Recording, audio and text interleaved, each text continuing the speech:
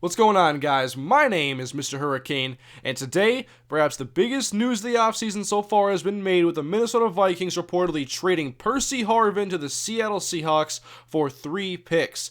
Now, this trade will not become official until tomorrow when the new league year begins at 4 p.m. Eastern, which is also when free agents can start signing. So, free agency begins tomorrow, but here's a little appetizer as the Vikings have dealt one of the league's best playmakers and maybe the most versatile player to Seattle, and he's going to go and team up with guys like Russell Wilson and Sidney Rice, his ex-Vikings teammate, as the Seahawks look to be one of the front-runners now for the NFC, on paper at least, going into next year. They're an impressive team, a lot of young talent, and they were already a great team without Percy, and you add him in there, and now they have that speed element in the passing game. He can be a field stretcher, he can work the slot, he can play running back if Lynch needs to have a breather, because Percy, like I said, he's versatile. He came in and played running back sometimes, he can play slot, he can play outside. The Vikings mainly use him as a slot receiver and a guy that would catch screen passes, and they focused the play calling around Percy Harvin when he was healthy this year. Now, to get Percy Harvin, the reports are that the Seahawks have had to trade their this year's first-round pick and seventh-round pick, along with a mid-round pick next year in 2014. And now, me being a Vikings fan, I'm actually really excited about this because I've been ready for the Vikings to trade Percy Harvin. He had the trade demands last year. He's obviously been unhappy with his role and different things with the team. There's been multiple reports about how he's been in confrontations with head coach Leslie Frazier, and I think it was just the right time to let him go.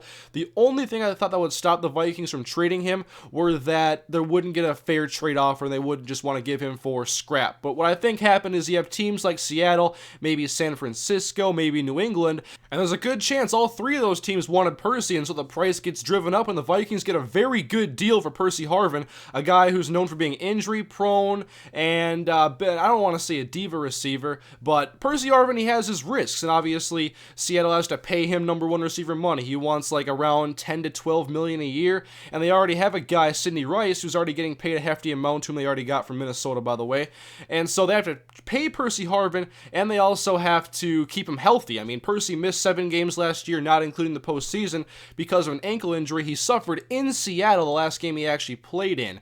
And part of the reason why I wanted the Vikings to trade Percy was that they won 4 games to finish the year without Percy Harvin, and I just thought that was the right time to move on. They can get some picks for him now, and they can see what they can do in free agency and the draft to replace Percy, because they don't have very many receivers under contract now.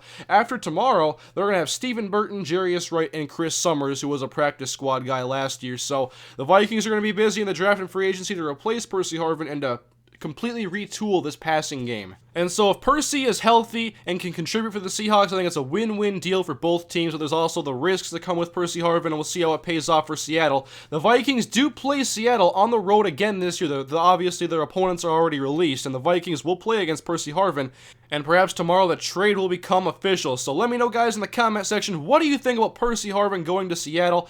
It's a big risk, but it could pay off in a big way. And how do the Vikings fix this receiving core now? They have a lot of options, especially with 2 first-round picks at 23 and 25 overall. Anyways, guys, I'll have some more coming your way maybe tomorrow with free agency beginning in the new league year, but we'll see what happens, guys. I'll see you next time. Have a great day.